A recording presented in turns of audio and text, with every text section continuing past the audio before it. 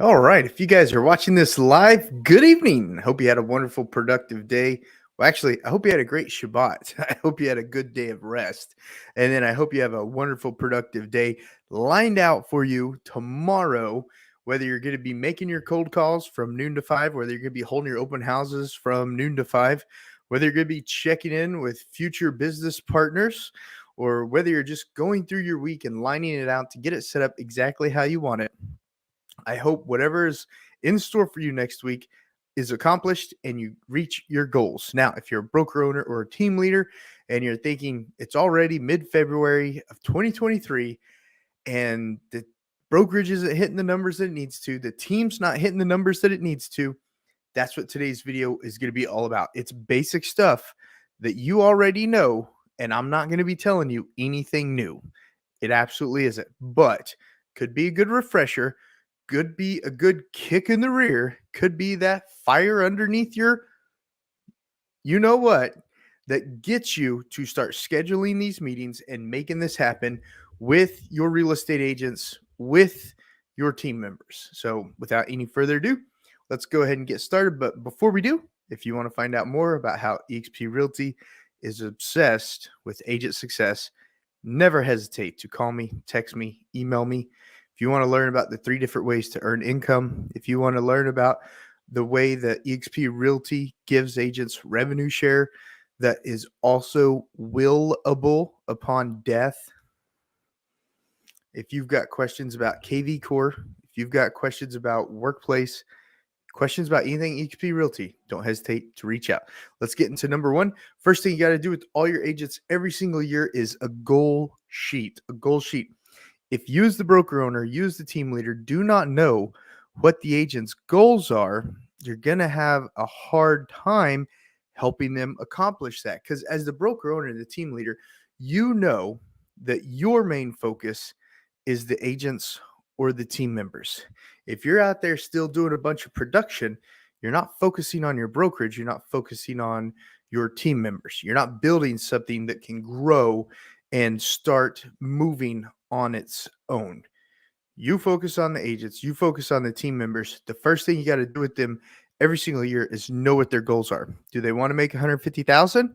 Have you laid out 150,000, added the expenses back into it that are needed to make 150,000, added the taxes that are going to be paid on those expenses back into that 150,000 so you know how much commissions the agent actually needs to make to bring home 150,000? And then have you pulled back up their numbers from last year and shown them where what they're going to have to do to get to that point? Have you put together their goal sheet? And then number 2, I just kind of went into it because it's the same.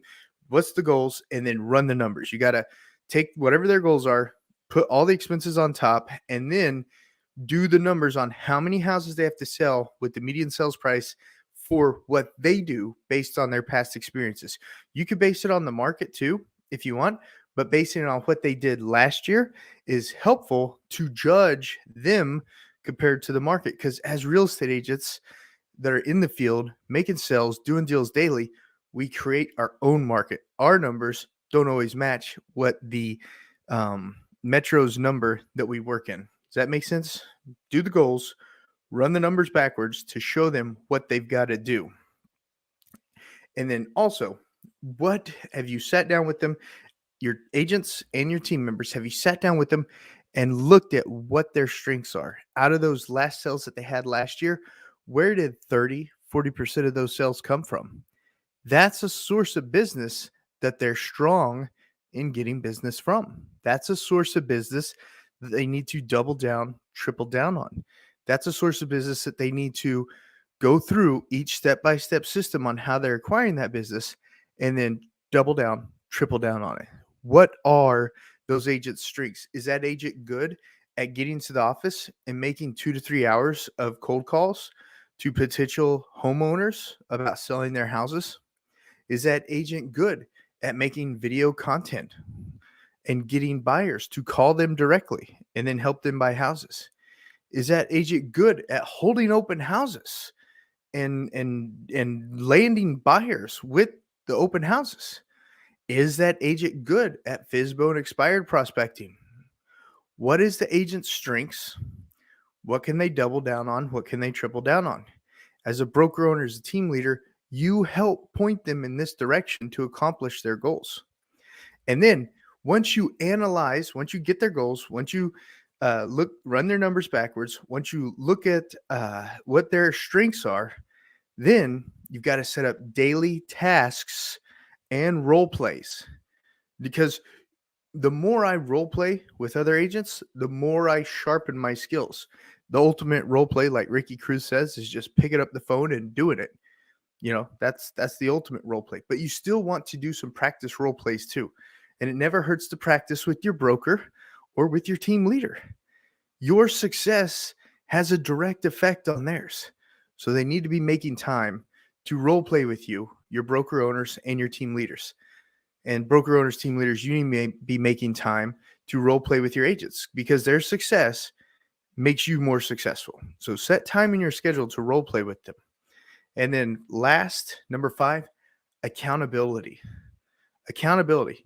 Now, as broker owners and team leaders, you can't force your independent contractor agents to do anything, but you can't give them a rigid work schedule, but you can hold them accountable. You can absolutely say, did you make 200 calls every day this week? Did you get your open house? Did you go door knock the neighborhood that you're holding the open house in? Did you go circle dial the neighborhood you're holding the open house in? Did you make sure to run your open house ads and get your signs out in time for the open house? Did you do your video content marketing for the open house? Did you call all the FISBOs and expireds in the price range that came available this week? And did you follow up with them on the follow-up schedule that we put together? You have to hold them accountable. You holding them accountable is either going to help them and get them exactly what they need, or it's going to let you both know that maybe we need to adjust somewhere. Maybe that isn't exactly what's best for them. But if you've looked at the past sales, you've looked at their goals, and you've looked at what their skills are, then everything should line up correctly. But if it doesn't, you have to adjust. You have to adjust. As a broker owner and team leader, your job is to ensure that the agents are doing the sales work in the right markets with the right, what is it called?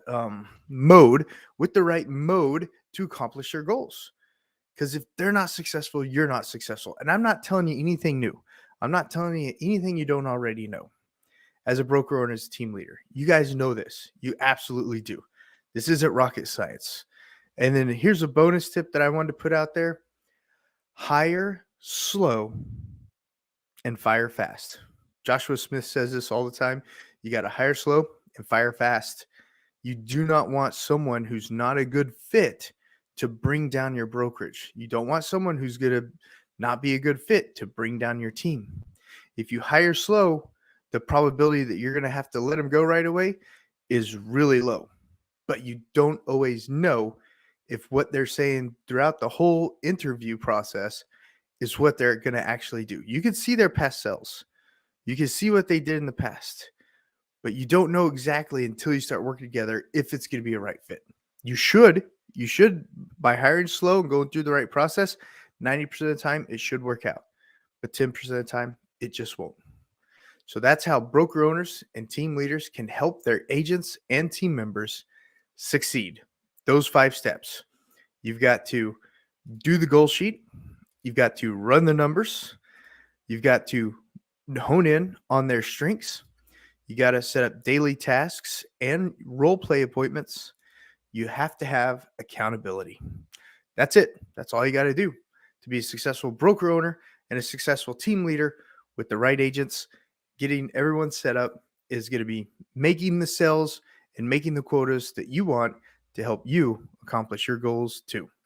And as always, guys, like I said in every single video, eXp Realty puts the agents first, not the franchise owners, not the regional managers, not the broker owners. It puts the agents first. If you've got a brokerage that you want to move to eXp Realty, there's 3 different team models. There's actually like 5. There's actually 5 different team models that you can move your brokerage over in. You can offer your agents the leading KV Core CRM for real estate agents. You can offer them that. You can offer your agents and team members ownership opportunities. You could give them the ability to purchase discounted stock, and you can give them the ability to not only grow your brokerage or grow your team on an infinite basis, but their own with the amazing revenue share system that Glenn Sanford set up for all of us agents here at eXp Realty. If you're at that point in your career when you want to know, oh my gosh, what is all the hype about? Why is eXp Realty the fastest growing real estate brokerage ever? Call, text, or email me. I would love to have a consultation with you to see if eXp Realty is a right fit for you. All right, guys, if you enjoyed today's video, give it a big thumbs up, share it with all your friends, and I'll see you guys on the next video.